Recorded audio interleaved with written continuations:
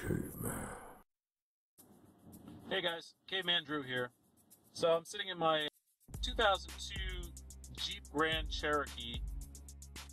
This starter gave me trouble for a while. The Jeep wasn't starting reliably, and then finally got to the point where all I get when I turn the key is a little click. And that clicking sound is the solenoid trying to engage, but failing to do so. So click, click, click, starter's done, needs to be replaced. So I didn't take any video of this process, but I'll talk you through it. It's fairly simple. You need a 15 millimeter box wrench, ideally a 12 point, because there's not much room to swing the wrench underneath there. So I would get that. Also a 15 millimeter socket. A short socket is fine.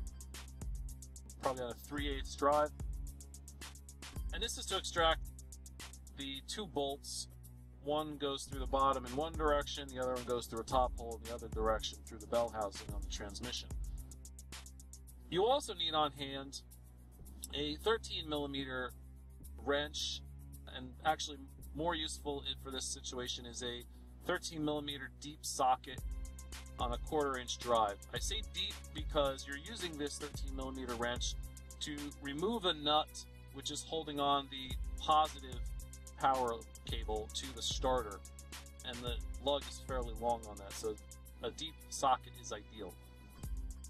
So the process again is, the first thing you do before you even begin this is disconnect the battery, okay? Safety first. Finagle your way in there and extract the two 15 millimeter bolts. You're going to then lower the starter as much as you can to the point where you can then access that 13 millimeter nut. Take that off, take off the power lead. It's actually kind of tricky to pull that off, but usually a little flathead screwdriver jammed in there, you can pop it off. And then there is a small wire that you have to disconnect. This is a big pain in the ass. It's one of those connections that requires you to push out the red plastic retainer first before you can then separate the two halves of this wire connect. So get a small flathead screwdriver, work your way in there. There's a little tab you'll notice that you can push on, and ultimately if you can jam your screwdriver in there just right, you'll also simultaneously push that red piece of plastic out of the way, and you'll be able to then separate the two halves of the wire. So good luck with that. It's kind of a pain in the ass, but you can do it. At that point, you have to then maneuver this starter around between all of the various pieces of the engine bay that are nearby, and this is difficult. You'll be doing a lot of twisting. Let me give you this piece of advice that I found nowhere else, but I found very useful once I figured it out. So the tightest part, the tightest area for trying to extract this starter is between the upper suspension arm on the passenger side and the catalytic converter that's in that same area. Very tight. I would say in the normal stock height vehicle, the space between that arm and that catalytic converter is just slightly inadequate.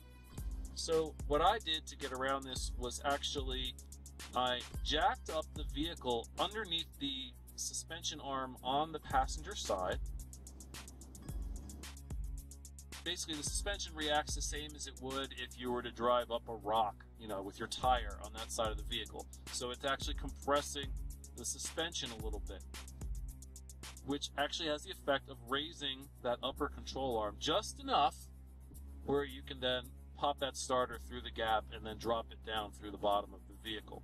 If that proves to not be quite enough, the next thing I would suggest is remove the wheel and tire, and then go get your spring compressors, compress the spring even further. You should have, at that point, enough room then to pop that starter out. As I said, it's very tight, pain in the ass. So I took the starter out, got my brand new starter out of the box. The first step to reassembly is to reconnect that wire and finagle that little red clip back into place to hold it together. Then you pop it fully into place between the suspension arm and the catalytic converter. shift it, shimmy it as much as you have to back to the position approximately where it gets installed.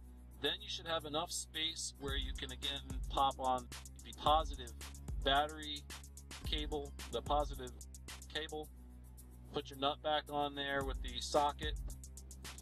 Now you get to finagle it all the way back up into place, back into position in the bell housing. Reinstall your 2 bolts, tighten them up as much as you can. I challenge you to try to get a torque wrench in there to tighten it to 40 foot-pounds. Good luck. But once you get it up into position, lower your vehicle back down if you've raised it all up, and say a little prayer that it's all going to work out just fine. Turn the key, start it right up, running and starting fine all day. So that was my little adventure with the 2002 4.7 liter Jeep Grand Cherokee starter motor. I hope you found it entertaining, and if you need to undertake a task similar to this, I hope you found it informative. Cheers.